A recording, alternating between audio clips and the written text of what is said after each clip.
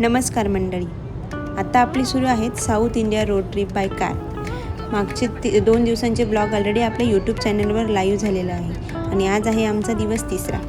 तर आत्तापर्यंतच्या प्रवासात आम्ही अनेक सुंदर ठिकाणांना भेट दिली, पण आजचा दिवस जरा खास आहे कारण आज आपण निघालो आहोत लाखो भक्तांच्या श्रद्धास्थानाकडे, अर्थातच श्री तिरुपती बालाजींच्या दर्शनासाठी. खूप दिवसांपूर्वी पाहिलेलं स्वप्न आज पूर्णत्वाला येणार आहे, कारण आज मी, ऋषी आणि आमची छोटंसं बाळ रिदू, आम्ही फॅमिली पहिल्यांदाच एकत्र बालाजींच्या दर्शनासाठी निघालो आहोत. पण थांबा, इथून पुढे जे घडलं ना त्यासाठी आम्ही अजिबात तयार नव्हतो. पण तत्पूर्वी तिरुपतीला पोहोचण्याचा आमचा प्रवास, रस्त्यातील काही मजेशीर क्षण, प्रवासांची उपलब्ध ट्रॅव्हल गाईड आणि सर्वात महत्त्वाचं म्हणजे बालाजीच्या दर्शनाचा अविस्मरणीय अनुभव, हे सगळं तुम्हाला या व्लॉगमध्ये पाहायला मिळणार आहे. पण या प्रवासादरम्यान आम्ही असा एक निर्णय घेतला ज्यामुळे आमचा संपूर्ण तिरुपती अनुभवच बदलून गेला. तो निर्णय नेमका काय होता हे जाणून घेण्यासाठी हा ब्लॉग शेवटपर्यंत नक्की पहा. तर चला, श्रद्धा, प्रवास आणि सुंदर आठवणींनी भरलेल्या या तिरुपती यात्रेला सुरुवात करूया. व्यंकटरमणा गोविंदा गोविंदा. सो मंडळी, आता आपण तिरुमालाच्या मेन एंट्री गेटजवळ पोहोचलो आहे. इथून पुढे सुरक्षा व्यवस्थेला खूप महत्त्व दिले जाते. प्रत्येक वाहनाची कसून तपासणी केली जाते. फक्त कारचीच नाही तर तुमच्या सर्व बॅग्स आणि सामानासह व्यवस्थित चेक केले जातं. ही संपूर्ण प्रतिक्रिया भक्तांच्या सुरक्षिततेसाठी आणि मंदिर परिसराची पवित्रता जपण्यासाठी केली जाते. त्यामुळे इथे येताना थोडा अतिरिक्त वेळ हातात ठेवणं नेहमीचं फायद्याचंच ठरतं.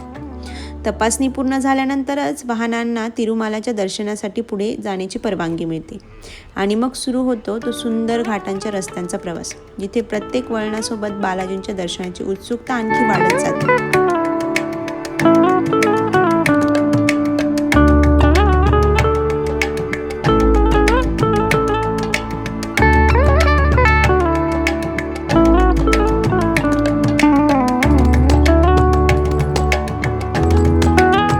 तिरुपतीला पोहोचल्यानंतर आम्ही तिरुमलाकडे निघालो. डोंगरांतून जाणारा घाट रस्ता, आजूबाजूचा निसर्ग आणि गोविंदा गोविंदा नावाचा जयघोष, इथूनच आमच्या तिरुमला दर्शनाच्या प्रवासाला खरी सुरुवात झाली.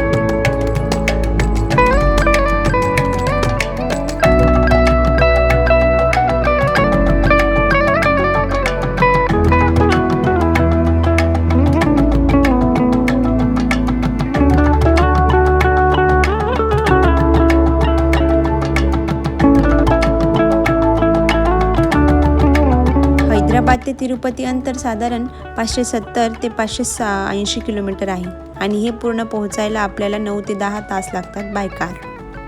आणि आमच्या अनुभवानुसार मी तुम्हाला काही सांगू इच्छिते, जसे की दर्शनाचे तिकीट आणि रूम आधीच बुक करा. सकाळी जर तुम्ही लवकर निघालात तर ट्रॅफिक कमी लागेल. वीकेंड आणि इतर सुट्ट्यांच्या दिवसांमध्ये तिथे दर्शनासाठी खूप गर्दी असते. सो प्लॅनिंग करताना तुम्ही वीकडेजमध्ये जा.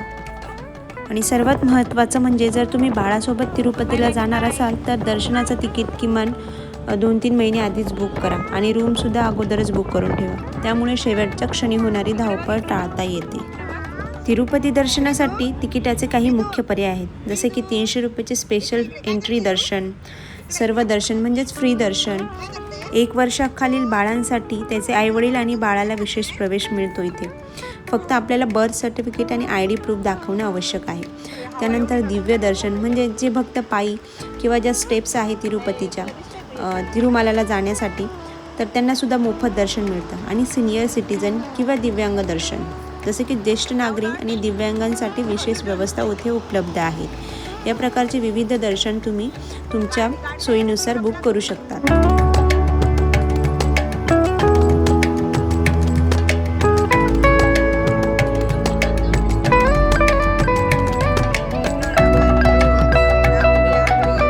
मित्रांनो, या दर्शनामागे अशी एक गोष्ट आहे जी मला आजही आश्चर्यचकित करते. ऋषीना खूप वर्षांपासून हैदराबादमध्ये राहतोय, आमच्या लग्नाच्या आधीपासून.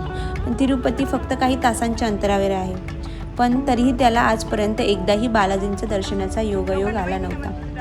मीन्स पहिले तिकीट बुक झालेलं 2दा कॅन्सल होऊन गेलं त्याचं येणं, आणि मग अचानक कोणतंही मोठं प्लॅनिंग नाही, कोणतीही पूर्वतयारी नाही, आणि एक दिवस आम्ही ठरवलं, चल तिरुपतीला जाऊया. म्हणतात ना, देवाचं बोलावणं आलं तरच त्याच्या दारात जाता येतं. आणि कदाचित यावेळी बालाजींनी स्वतः ऋषीला बोलवलं होतं त्याच्या फॅमिलीसोबत. म्हणूनच हा प्रवास आमच्यासाठी फारच खास आहे. आणि अजून एक दुसरंसुद्धा कारण आहे, ते मी तुम्हाला थोडक्यात पुढे सांगेलच. खूप जणांना तिरुपती आणि तिरुमला हे एकच ठिकाण वाटतं, पण प्रत्यक्षात दोन्ही वेगवेगळी ठिकाणं आहेत. तिरुपती हे डोंगराच्या पायथ्याशी असलेलं सुंदर शहर आहे. इथे railway station, bus stand, hotels आणि इतर सुविधा आहेत. तर तिरुमला हे डोंगरावर बसलेलं पवित्र ठिकाण आहे, जिथे श्री व्यंकटेश्वर स्वामींची प्रसिद्ध बालाजी मंदिर आहे. तिरुपतीहून तिरुमलाला जाण्यासाठी साधारणतः 20 ते 25 किलोमीटरचा घाटी रस्ता पार करावा लागतो, ज्याला साधारण 40 ते 50 मिनिटे लागतात. तिरुपती ते तिरुमला हे अंतर कव्हर करण्यासाठी तुम्ही स्वतःच्या प्रायव्हेट व्हेकल्सने किंवा बसने किंवा टॅक्सी कॅबने जाऊ शकता किंवा पायी पदयात्रासुद्धा करू शकता. तिरुपतीला पोहोचल्यानंतर आम्ही तिरुमलाकडे निघालो. ॲक्च्युली आम्ही ज्या दिवशी तिरुमलाला पोहोचलो तो दिवस फ्रायडेचा होता, त्यामुळे विकेंडची गर्दी सुरू झालीच होती. आमचं हे ट्रिप प्लॅनिंग अगदी अचानक झालं होतं, त्यामुळे ना आधी दर्शनाचं तिकीट बुक केलं होतं ना राहण्यासाठी रूम. त्यामुळे आम्हाला रूम संध्याकाळी 6 वाजल्यानंतरच मिळणार होती. आता इतका वेळ हातात होता तर तो फक्त वाट बघण्यात घालवायचा नव्हता. मग आम्ही विचार केला, चला रूमची वाट बघण्यापेक्षा आधी बालाजींच्या चरणी केस अर्पण करून घेऊया. आणि खरं सांगायचं तर तो निर्णय खूपच योग्य ठरला. रिधूचा जन्म झाल्यापासून माझी एक इच्छा होती आणि आज ती इच्छा अखेर पूर्ण होणार होती. रिधूचं तिरुपतीमध्ये केशदान करायचं. हा क्षण मी खूप दिवसांपासून मनात जपून ठेवला होता आणि आज तो क्षण आमच्यासमोर होता. आम्ही केशदानाच्या कार्यालयामध्ये गेल्यावर ते सर्व बघून रिधू तर तिथे जाऊन डायरेक्ट रडायलाच लागली. म्हणून केशदानाच्या वेळी जेव्हा तिचं केशदान सुरू झालं ना, तेव्हा तिथले कर्मचारीसुद्धा तिच्याकडे बघून म्हणाले, अरे तुमचं बाळ तर एकदम टायगर आहे, वाघीनच.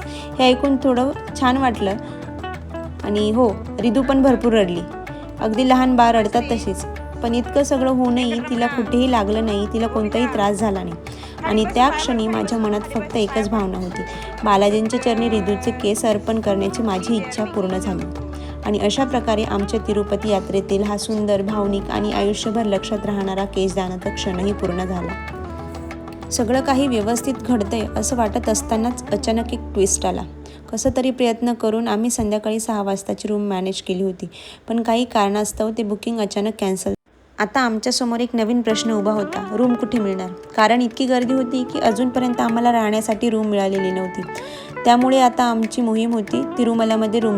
आणि इथे येणाऱ्यांसाठी एक छोटासा सल्ला आमच्या अनुभवावरून, तिरुपतीला येण्याआधी रूम आणि दर्शनाची तिकीटं शक्यतो आधीच बुक करा. त्यामुळे तुमचा बराच वेळ वाचतो आणि त्रासही वाचू शकतो. पण आमच्यासाठी खरी परीक्षा आता सुरू होणार होती. इतक्या गर्दीत आम्हाला रूम मिळाली का की संपूर्ण रात्र वेगळ्याच पद्धतीने घालवावी लागली. आणि या सगळ्या गोंधळानंतर अखेर बालाजींचं दर्शन कसं झालं, या सगळ्या प्रश्नांची उत्तरं तुम्हाला पुढच्या व्लॉगमध्ये मिळणार आहे. म्हणून पुढचा भाग चुकवू नका. हा व्लॉग शेवटपर्यंत पाहिल्याबद्दल तुमच्या सर्वांचे आभार. भेटूयात पुढच्या व्लॉगमध्ये. आणि हो, आमच्या रिधूचा हा न्यू लुक कसा वाटला हे कमेंटमध्ये नक्की सांगा. तोपर्यंत बाय बाय. गोविंदा बाय.